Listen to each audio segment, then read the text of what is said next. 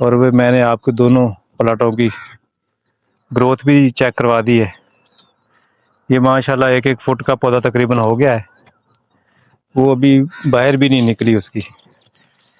ये पौधा देख सकते हैं आप, ये मैं नज़दीक से आपको दिखा रहा हूँ पौधा, ये माशाल्लाह।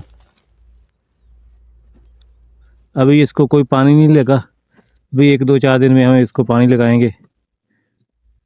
ये देखें, गर्मी का टाइम है लेकिन ये हशाश बशाश खड़ा है। थैंक यू शाजिश, थैंक यू। अस्सलाम वालेकुम जनाब सैयद बाबर हुसैन शाह साहब, हजूर क्या हाल है?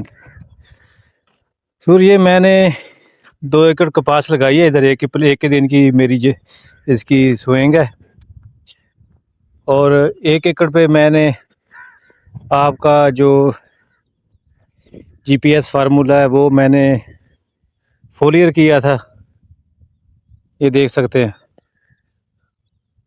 और माशाल्लाह ज़बरदस्त ग्रोथ है इसकी, ये देखें। ये आज 25-26 दिन की हो गई है फसल, माशाल्लाह बहुत ज़बरदस्त। और इस पे जो है ना वो मैंने स्प्रे की है, इसकी फोलियर किया है।